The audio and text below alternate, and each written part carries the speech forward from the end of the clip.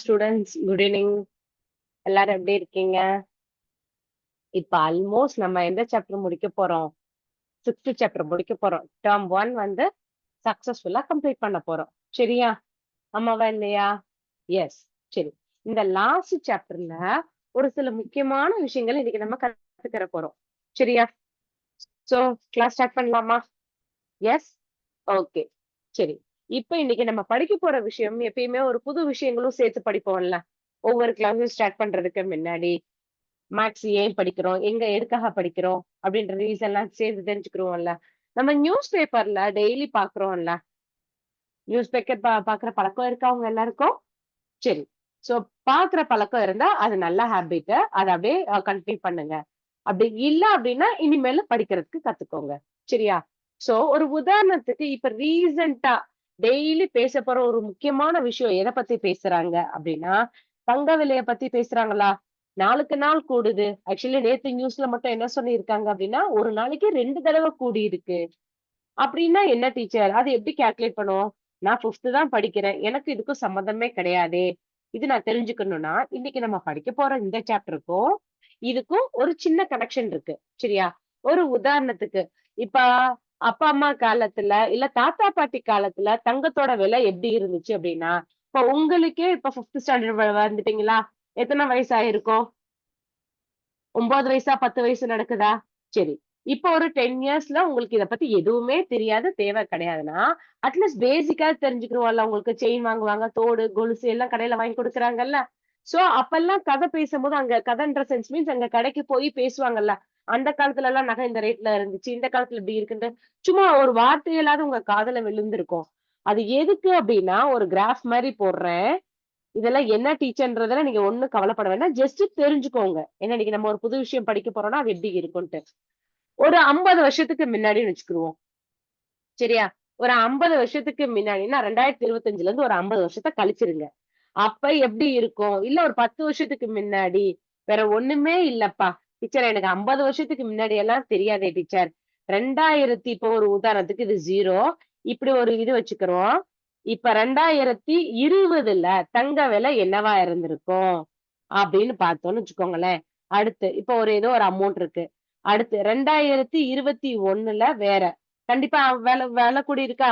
2022, 2023 கரெக்ட்டா? சோ இப்படியே போகும்போது இருக்க இருக்க உங்களுக்கே ஆக்சுவலி கிராஃப் வந்து இப்படி போகவும் வரும் வச்சுக்கோங்களேன். ஒரு உதாரணத்துக்கு சொல்றேன். இல்ல அப்படின்னா டைரக்ட்டா நீங்க ஸ்டேஜ் பை ஸ்டேஜ் இங்க வந்திருக்கு. அடுத்து இங்க இருந்து அடுத்து இங்க கூடியிருக்கு. 1 நாள் 2 நாள் இப்படி குறைஞ்சிருக்கு. திருப்பி இப்படி கூடுது. இப்படி திருப்பி இப்படி இப்படி இப்படி வந்திருக்குன்னா, நாளுக்கு நாள் இப்படி போகும்போது, டீச்சர் இத பார்த்த செகண்ட்ல தெரியுது.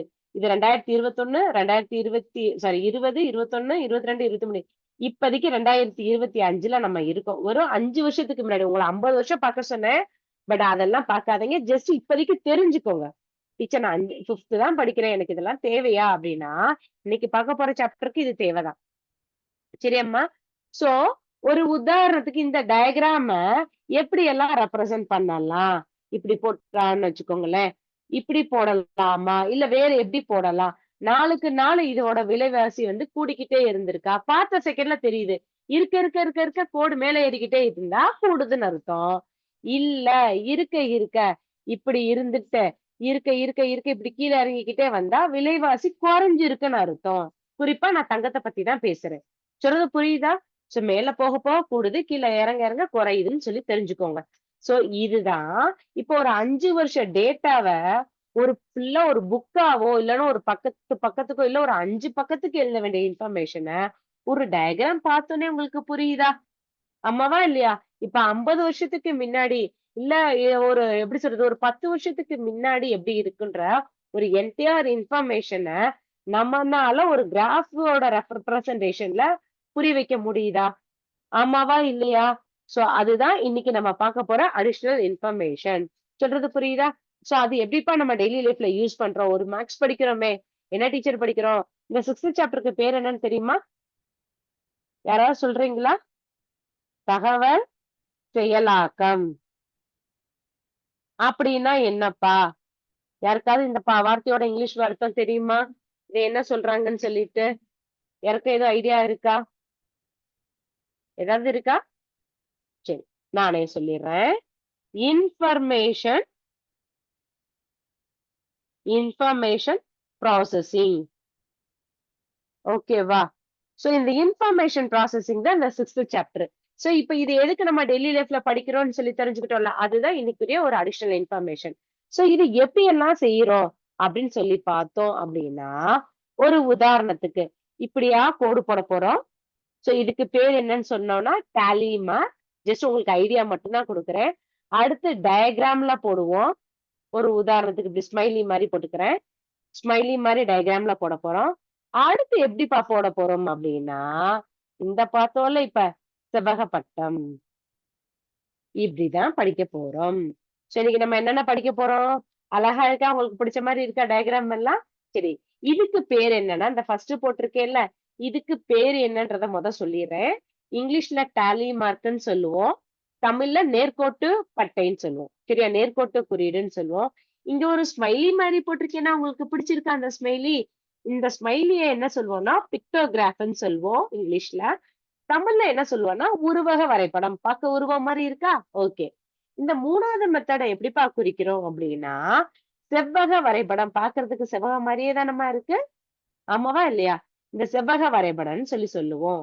இங்கிலீஷ்ல பார் கிராஃப்ன்னு சொல்லுவோம். சோ இந்த 3 பத்தி இன்னைக்கு நம்ம படிச்சிடலாமா? ஓகேவா? சரி. உங்களுக்கு ஈஸியான ஒண்ணு சொல்லிக் குடுத்தேன். என்ன அப்படின்னு சொல்லி புக்ல என்ன இருக்குன்றத பாத்துரலாம். சரி. ஃபர்ஸ்ட் ஸ்டார்ட் பண்ணுவோமா? ஓகே. என்னப்பா ஸ்டார்ட் பண்ணலாம்? 3ல உங்களுக்கு எது பிடிக்குது நீங்களே சொல்லுங்க. டீச்சர் எனக்கு இது சொல்லிக் கொடுங்க, அது சொல்லிக் கொடுங்க. எதுவும் இன்ட்ரெஸ்ட் இருக்கா? ஏதாவது ஐடியா இருக்கா? ஸ்டூடண்ட்ஸ் யாருக்காவது ஏதாவது டவுட் இருந்தா சொல்லலாம். ஐடியா இருந்தா கூட சொல்லுங்க. எந்த ஆர்டர்ல வேணாலும் படிக்கலாம் ஸ்டூடண்ட்ஸ். நமக்கு பிடிச்சதுதான். சரி. உங்களுக்கு பிடிச்சதுக்காக ஸ்மைலி பாத்துருவோம். உருவக விளக்கப்படம். பேரிலேயே அர்த்தம் இருக்கு ஸ்டூடண்ட்ஸ். சரியா? உருவக விளக்கப்படம் அப்படின்னா, இப்ப என்கிட்ட ஒரு 10 ஆப்பிள் இருக்கு. இல்ல 2 ஆப்பிள் இருக்கு அப்படின்னா, சரியா? ஏன்ற பெர்சன் இல்ல ஒரு உதாரணத்துக்கு யாராவது வச்சுக்கோங்களேன். ட்ரிபிள் ஏ அப்படின்னு ஒரு ஸ்டூடண்ட். ட்ரிபிள் பின்னு ஒரு ஸ்டூடண்ட். 2 ஸ்டூடண்ட்ப்பா. அவங்க பேரு ட்ரிபிள் ஏ, ட்ரிபிள் பி அப்படின்னு வச்சுக்கிறோமே. இப்ப இவங்க கிட்ட எத்தன ஆப்பிள் இருக்கு? பார்த்தோனே சொல்லிருங்க. டீச்சர் ஏ கிட்ட 2 ஆப்பிள், பி கிட்ட வந்து இப்படி சொல்லுங்க.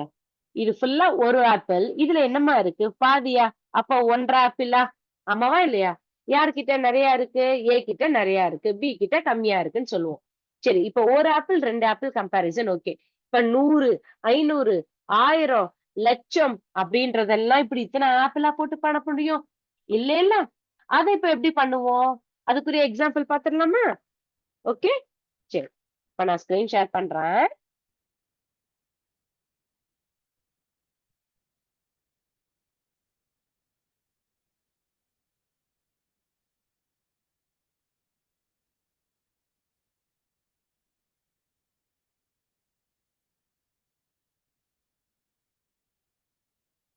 இப்ப இருங்க உங்களுக்கு. ஆமா.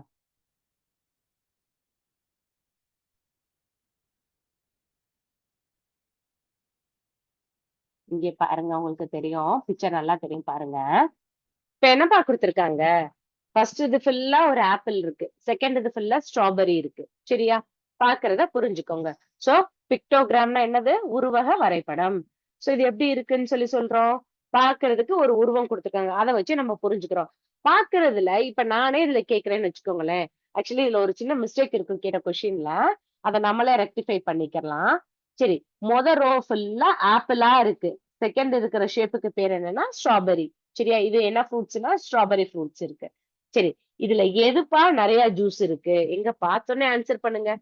ஆப்பிள் ஃபுல்லா இருக்கு ஃபர்ஸ்ட் ரோ. செகண்ட் இது ஃபுல்லா ஸ்ட்ராபெர்ரி. எதுலப்பா ஜூஸ் நெறைய இருக்கு? எங்க கவுண்ட் பண்ணி பார்த்து சொல்லுங்க. பார்த்துருவோமா? ஆப்பிள் எத்தன இருக்கு? 1, 2, 3, 4, 5, 6, 7 ஆப்பிள் ஜூஸ் இருக்கு. சரி. ஸ்ட்ராபெர்ரில எத்தன இருக்கு? 1, 2, 3, 4, 5. சோ அப்ப எதுல ஜூஸ் நெறைய இருக்கு? ஆப்பிள்ல தானே ஜூஸ் நெறைய இருக்கு. பார்த்தோனே தெரியுதா? ஈஸியா இருக்கா புரியுதுக்கு நான் என்ன சொல்ல வரேன்னு சொல்லிட்டு? சரி. அடுத்து இத எப்படி கேட்டிருக்காங்கன்னு இங்க கொஸ்டின் காமிக்கிறேன். இங்க பாருங்க உங்களுக்கு ஒரு ஐடியா கிடைக்கும். ஆ இங்க பாருங்க. செகண்ட் கொஸ்டின் பார்ப்போம். கொஸ்டின் வந்து இங்க கொஞ்சம் சின்ன மிஸ்டேக் இருக்கு. அதனால நான் கொஸ்டின மாத்திட்டேன். சரி. Is the number of apple juice is equal to the number of strawberry juice. இப்பதான் முதல் ரோல ஃபுல்லா ஆப்பிள் பார்த்தோம். செகண்ட் ரோ ஃபுல்லா ஸ்ட்ராபெர்ரி இருக்கு. 2 ஜூஸுமே ஒரே எண்ணிக்கையில இருக்கான்னு கேட்டிருக்காங்க. எஸ்ஸா நோவா? கரெக்ட்டா யோசிச்சு சொல்லுங்க. ஆப்பிள் ஜூஸ், ஆரஞ்சு ஜூஸ் ஒரே எண்ணிக்கையிலயா இருக்கு? பார்த்தோனே தெரிஞ்சிருச்சா வேற வேற எண்ணிக்கையிலன்ட்டு. சோ அவ்வளவுதான் இந்த கொஸ்டினுக்கு ஆன்சர். ஈஸியா இருக்கா? சரி. அடுத்த கொஸ்டின் என்னப்பா கேட்டிருக்காங்க? So which fruit juices more the number of which juices more in numbers? சரி. And by how much? இப்ப என்ன கேட்டிருக்காங்கன்னா, எந்த ஜூஸ் வந்து அதிகமா இருக்கு அப்படின்னு கேட்டிருக்காங்க. And find how much. So இப்ப நம்ம திருப்பி டயகிராம் பார்ப்போம். டயகிராம் பார்த்துட்டு நீங்களே சொல்லுங்க. திருப்பி ஒரு தடவை கூட கவுண்ட் பண்ணிக்கோங்க. 1, 2, 3, 4, 5, 6, 7. So 7 ஆப்பிள் ஜூஸ் இருக்கு. இங்க எத்தனை இருக்கு? 5 ஸ்ட்ராபெர்ரி ஜூஸ். So ஆப்பிள் ஜூஸ்ல 7, ஸ்ட்ராபெர்ரில 5 இருக்கு. சரியா? எந்த ஜூஸ் வந்து அதிகமான எண்ணிக்கையில இருக்குன்னா ஆப்பிள் ஜூஸ் தான். ஓகே. அடுத்து எவ்வளவு கூடி இருக்கு? ஸ்ட்ராபெர்ரிய விட எத்தனை ஜூஸ் எக்ஸ்ட்ரா இருக்குன்னா 2 ஜூஸ் எக்ஸ்ட்ரா இருக்கு. 2 கிளாஸ் எக்ஸ்ட்ரா இருக்கா? சோ அப்படி கூட கொஸ்டின்ஸ் கேட்கலாம். சொல்றது புரியுதா? சோ உருவக விளக்கப்படம்னா என்ன பார்த்தோம்? பிக்டோகிராஃப். சரியாம்மா? சோ உருவத்த வச்சே நம்ம சொல்லுவோம். இப்ப இப்ப இன்னொரு எக்ஸாம்பிள் கூட நான் உங்களுக்கு சொல்றேன். ம். இப்ப நம்ம அடுத்த மாடல் என்னன்றத நான் சொல்லிட்டு உங்களுக்கு இப்ப லைன்க்கு வரேன். சரியா? சோ இப்ப புரிஞ்சிருக்கா? இப்ப ஒரு உதாரணத்துக்கு, இப்ப நம்ம என்னென்ன பாடம் படிக்கிறோம்? தமிழ், சரியா? இங்கிலீஷ், ஆங்கிலம், சரியா? தமிழு, ஆங்கிலம், கணிதம். இப்ப 3 பாடத்த மட்டும் வச்சுக்கிருவோம்ப்பா.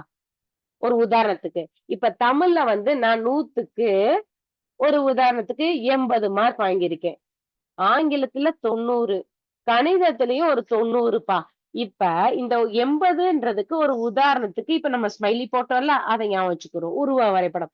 இப்ப தமிழ்ல 80 மார்க்கு, ஆங்கிலத்துல 90, கணிதத்துல 90. சரியா? சோ ஒரு உதாரணத்துக்கு தான் சொல்றேன். அதுக்காக தமிழ்ல நான் கம்மியா எடை போடல. சரியா? இப்ப 80 மார்க்குக்குன்னா, இந்த ஸ்மைலி எப்படிப்பா போடணும்? ஒரு ஸ்மைலிக்கு 1 மார்க்குக்கு 1 ஸ்மைலின்னு சொல்லி 80 ஸ்மைலியா நம்ம போட முடியும்? அதுக்கு நான் டைரக்ட்டா கோடு கோடா போட்டுட்டு போயிருவேன். இல்ல வேற ஏதாவது ஒரு ஷேப் போட்டுருவேன்னா, ஒரு உதாரணத்துக்கு இந்த ஒரு ஸ்மைலி எத குறிக்குன்னா 10 மார்க்கு. சரியா? 10 மார்க்ஸ். அப்படின்னா 80 மார்க்குக்கு நான் எத்தன ஸ்மைலி போடணும்? யோசிச்சு சொல்லுங்க. 8 ஸ்மைலி போடணும். சரியா? 8 டென்ஸ் ஆர் 80. புரிஞ்சுச்சா? சரி, இப்ப ஆங்கிலத்துக்கு ஒரு ஸ்மைலி 10 மீன் பண்ணுது. 10 மார்க்ஸ் மீன் பண்ணுச்சுன்னா, 90க்கு நான் எத்தன ஸ்மைலி இங்க பார்த்து போடணும்? எங்க நீங்களே சொல்லுங்க. ஸ்டூடண்ட்ஸ் ஆன்சர் தெரிஞ்சா தாராளமா ஆன்சர் பண்ணலாம். 90 மார்க்ஸ் வந்து நான் இங்கிலீஷ்ல எடுத்திருக்கேன்னா, இங்க நான் எத்தன ஸ்மைலி போடணும்? 90 ஸ்மைலி போடணுமா? இல்ல 9 ஸ்மைலி போடணுமா? யாராவது ஆன்சர் தெரிஞ்சா சொல்லுங்க. எத்தனப்பா போடணும்? 9 மட்டும் தான் போடணும். ஒரு உதாரணத்துக்கு, இங்க இப்ப நான் 95 மார்க்ஸ் மேத்ஸ்ல எடுத்திருக்கேன்னு வச்சுக்கிருவோமே. அப்ப இந்த ஸ்மைலில பாதி போடணும். ஆப்பிள்ல பாதி போட்டோம்ல, அது மாரி. புரிஞ்சுச்சா? சோ 95 மார்க்ஸுக்கு 9 ஸ்மைலிஸ் ஃபுல்லா போட்டுருவீங்க. அந்த ஹாஃப்க்கு எப்படி போடுவீங்க? இந்த ஸ்மைலில இப்படி பாதியா இப்படி போட்டு, இப்படி போட்டுக்கோங்க. அவ்வளவுதான். புரிஞ்சுச்சா? புரியலையா? சோ பாதி. இல்ல டீச்சர் இந்த 10 10ஆ எடுக்கிறதுக்கு பதிலா, நான் ஒரு உதாரணத்துக்கு நான் 1 மார்க்குக்கு, ஒரு ஸ்மைலிய நான் 5 மார்க்குன்னு வச்சுக்கிட்டேன். அப்படின்னா கூட செய்யலாம். ஓகேவா? So the choice is years. இங்க எல்லாமே குடுத்திருக்க டேட்டா மல்டிபிள்ஸ் ஆஃப் 10ல இருக்குன்றதுனால, ஒரே காரணத்தினால தான் நான் இங்க 10 மார்க் எடுத்தேன். சொல்ற விளக்கம் புரியுதா ஸ்டூடண்ட்ஸ்? எந்த கணக்க எப்படி புரிஞ்சு செய்யணும்னு சொல்லிட்டு. இப்ப ஒரு உதாரணத்துக்கு, வெறும் இப்ப எங்க கிளாஸ் டீச்சர் வந்து மொத்த டெஸ்டே 10 மார்க்குக்கு வைக்கிறாங்கப்பா. 10 மார்க்ல நான் தமிழுக்கு 10க்கு இப்ப என்னது 8 out of 10, 9 out of 10, 9 out of 10. இப்ப 8 மார்க்குக்கு எத்தன ஸ்மைலி போடலாம்? 8 போட்டுறலாம். 9 மார்க்குக்கு 9 ஸ்மைலி. இங்கேயும் 9 மார்க் எடுத்திருக்கேன்னா 9 ஸ்மைலி போட்டு செய்யுங்க. சரியா ஸ்டூடண்ட்ஸ்? நான் சொல்றது புரியும்னு நெனைக்கிறேன். சரி. இப்ப இவ்வளவு டீட்டெயில்டா நம்ம பார்த்தது என்னது? உருவக விளக்கப்படம் எப்படி இருக்குன்னு சொல்லிட்டு. அடுத்து என்னப்பா பார்ப்போம்? அப்படின்னா, தரவுகளை. தரவுகள்னா என்னன்னு தெரியுமா ஸ்டூடண்ட்ஸ் உங்களுக்கு மொத? எதுவும் ஐடியா இருக்கா? நேர்கோட்டு குறிகள் மூலம். நேர்கோட்டு குறிகள் மூலமாக குறிப்பிடுதல். அப்படின்னா என்னப்பா? அப்படின்னா, தரவுகள் அப்படின்னா உங்கட்ட நான் ஏற்கனவே சொன்னேன். ஒரு டேட்டா கலெக்ஷன். தரவுகள்னா என்ன சொன்னேன்? ஒரு டேட்டா கலெக்ஷன். சோ, டேட்டா கலெக்ஷன்னா என்ன? தரவுன்னா டேட்டான்றீங்க, டேட்டான்னா தரவுன்றீங்க. டீச்சர் அப்படின்னா என்னன்னா, ஒரு 5 வருஷம் டேட்டாவ, இல்ல இப்ப தங்க விலை கூடுது, குறையுதுன்னு சொல்றோமா? சோ, அந்த அந்த ஒவ்வொரு நாளைக்கு கூடுற விஷயங்கள், ஒவ்வொரு நாளைக்கு அத கணக்குல எடுத்துக்கிட்டே வரோம்ல. சோ, அதத்தான் தரவுகள்ன்னு சொல்றோம். டேட்டாஸ். சரியா? இப்ப ஒரு உதாரணத்துக்கு, இப்ப நம்ம Tamil, English, maths, science, social 5 subject இருக்கு. சோ 5 சப்ஜெக்ட்க்குரிய மார்க்க நம்ம கலெக்ட் பண்றோம்ல. சோ அத கூட டேட்டான்னு சொல்லலாம். சரியா? இப்ப நான் என்ன சொல்றேன்? தரவுகளை எது மூலமா குறிப்பிடுதல்? நீங்களே சொல்லுங்க. தரவுகளை எது மூலமா குறிப்பிட போறோம்? நேர்கோட்டு மூலியமா குறிப்பிடுறோம். இதுக்கு பேர் என்னன்னா இங்கிலீஷ்ல டேலி மார்க். ஓகேவா?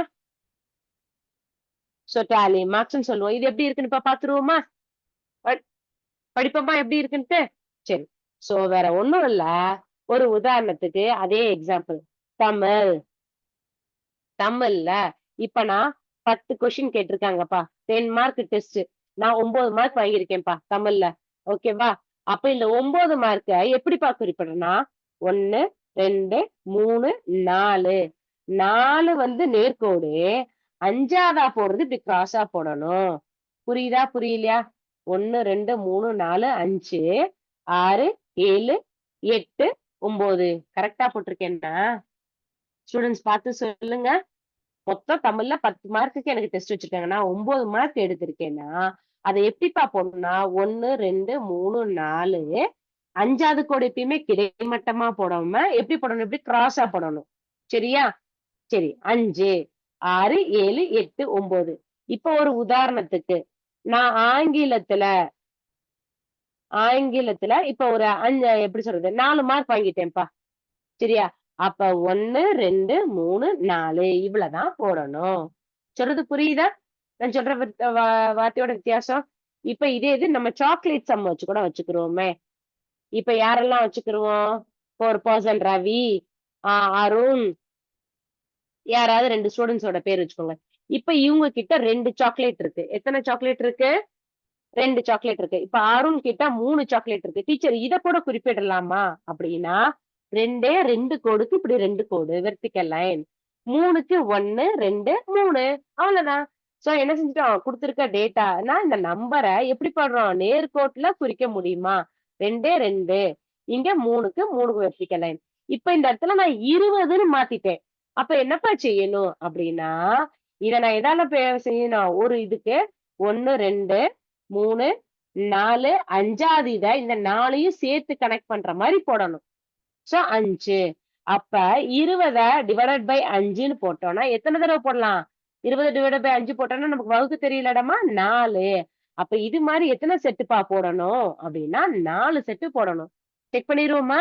போட முடியுதான்ட்டு? 1, 2, 3, 4, 5.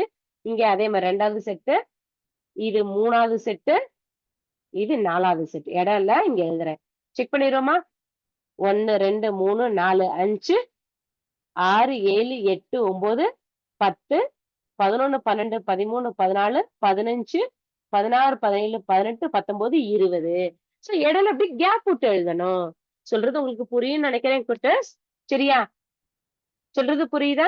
சோ இது ரிலேட்டடா பாத்துருமா? டீச்சர் இப்ப 20ஓ, 30ஓ என்ன குடுத்தாலும் இது மாரி நேர்கோட்டுல போறதுக்கு பேரு தான் என்னன்னு சொல்லியிருக்கோம்? டேலி மார்க்ன்னு சொல்லியிருக்கோம். சரி. சோ இதுக்குரிய ஒரு சிமுலேஷனும் காமிச்சுர்றேன். பாத்துக்கோங்க. ரெடியா? பாக்கலாமா? யா.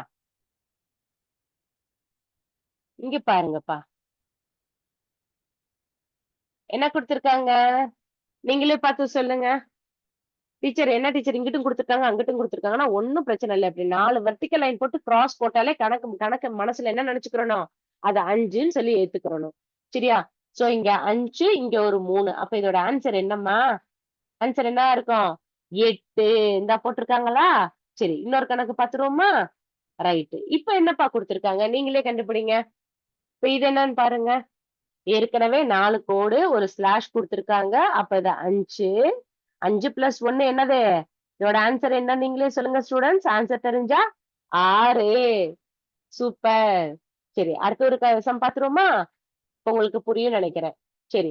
இப்ப என்ன டீச்சர் 3ன்னு குடுத்திருக்காங்களே, இந்த 3 எப்படி டீச்சர் குறிக்கும்? இப்ப நம்ம சொன்னோம்ல ஒரு உதாரணத்துக்கு நம்ம இப்ப எடுத்த அதே சம் தான்ப்பா குடுத்திருக்காங்க. அருணுன்ற ஒரு ஸ்டூடண்ட்ஸ் எத்தன எடுத்திருக்காங்க? 3 சாக்லேட் வச்சிருக்காங்கப்பா. அத எப்படி டீச்சர் போடணும்னா, 3 நேர்கோடு மூலியமா குறிக்கலாம். ஓகேவாம்மா? ஏன் டீச்சர் இங்க கேப் விட்டுருக்காங்கன்னா, கேப் இல்லாமயும் செஞ்சுக்கலாம் ஸ்டூடண்ட்ஸ் தப்பு கிடையாது. நீங்க எப்பயும் போல மொத்தமா குறிச்சுக்கோங்க. சரியா? சொல்றது புரியுதா? இன்னும் 2 சம் பாப்போமா? என்ன குடுக்குறாங்கன்னு சொல்லிட்டு, இங்க பாருங்கப்பா. இது என்னப்பா இப்படி குடுத்துருக்காங்க? இது 5 ஆக்சுவலி இந்த 5 நம்ம என்னன்னு செஞ்சு பார்த்திருக்கோம்? 4 நேர்க்கோடு போட்டுட்டு 5வது நேர்க்கோட என்ன செய்யணும்? கிராஸ் பண்ணணும். லைக் கேன்சல் பண்ண மாரி. சோ இதோட ஆன்சர் என்னது? 5 தான். நம்ம எப்பயும் பார்த்த அந்த மெத்தட்லயே போட்டுருங்க. சரிடா? அடுத்து பார்ப்போமா? ஆ இங்க பாருங்க. எத்தன நேர்க்கோடு இருக்கு? 2 நேர்க்கோடு இருக்கா? சோ அப்ப இது என்ன எந்த நம்பர குறிக்கிற நேர்க்கோடு? 2ன்ற நம்பர குறிக்கிற நேர்க்கோடு. சரிம்மா? இன்னொன்னு கூட பார்த்துரலாம். சரி. உங்களுக்கு ஓரளவு பேசிக் புரியும்னு நெனைக்கிறேன். அடுத்து போலாமா? ஆ. அடுத்து நம்ம பார்க்க போறத ஃபர்ஸ்ட் உங்களுக்கு நான் என்ன செஞ்சுர்றேன்னா, எக்ஸ்ப்ளைன் பண்ணிட்டு கூட நான் கான்செப்ட் சொல்லிக் குடுக்குறேன். சரி. இப்ப இதுவரைக்கும் நம்ம என்னென்ன மெத்தட் பார்த்திருக்கோம்? எங்க சொல்லுங்க பாப்போம். இதுவரைக்கும் நம்ம என்னென்ன பார்த்திருக்கோம்? ஃபர்ஸ்ட் பார்த்தது உருவக விளக்கப்படம். சரியா? உருவ விளக்கப்படத்த என்னன்னு சொன்னோம்? ஒரு குயிக்கா ரீகேப்சுலேஷன் பண்ண மாரியும் இருக்கட்டும். சோ உருவக விளக்கப்படத்த என்ன சொன்னோம்? யாராவது சொல்ல முடியுமா? பிக்டோகிராஃப். சரியா? அடுத்து என்னப்பா பார்த்தோம்? இது ஃபர்ஸ்ட் பார்த்தோம். செகண்ட் என்னப்பா பார்த்தோம் அப்படின்னா, நேர்கோட்டு குறிகள். சரியாடா? புரியுதா? நான் புதுசா ஒரு விஷயம் படிக்கிறதுனால தான் இடையில ஸ்டாப் பண்ணி ஒரு தடவ ரீகேப்சுலேட் பண்றேன்.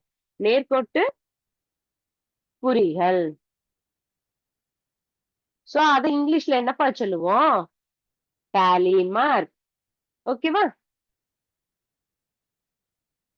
இப்ப நம்ம 3வதா பார்க்க போறது என்னது? நீங்களே சொல்லுங்க. ஏற்கனவே சொன்னேன். இடையில வேற இப்ப ஒரு சிமுலேஷன் கூட காமிச்சுட்டு ஸ்டாப் பண்ணேன். செவ்வக விளக்கப்படம். இப்ப தெரியுதா? நகரேட்டு கூடுதா, குறையுதான்றத நம்ம என்ன செய்ய முடியும்? நம்ம இப்ப 5த்லயே புரிஞ்சுக்கிற முடியும். நாட்டு நடப்பு என்ன நடக்குது அப்படின்றதுக்கு. சரியா? செவ்வக விளக்கப்படத்த இங்கிலீஷ்ல என்ன சொல்லுவோம்னா, பார் கிராஃப்.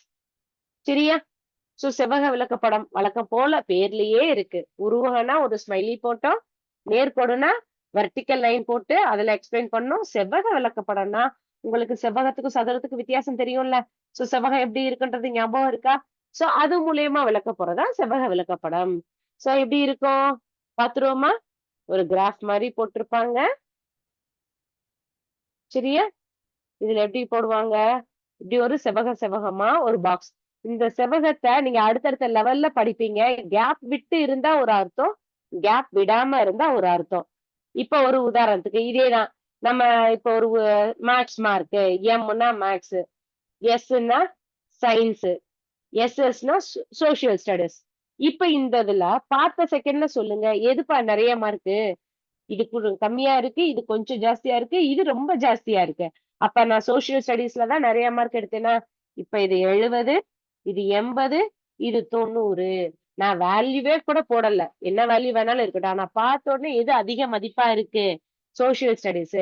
எது கம்மியான மதிப்பா இருக்கு? மேத்ஸ்க்குன்னு சொல்லி பார்த்தோனே டயகிராம்ல புரியுதாடாம்மா? சோ டயகிராம் பார்க்கறதுக்கு என்ன ஷேப்ல இருக்கு? செவ்வக ஷேப்ல இருக்கறனால தான் இதுக்கு செவ்வக விளக்கப்படம். சரியா? பார் கிராஃப். சோ இதுக்குரிய ஒரு சிமுலேஷன் இப்ப பாத்துரலாமா? எஸ். யாமா பாத்துரலாம். 1 செகண்ட் இருங்க.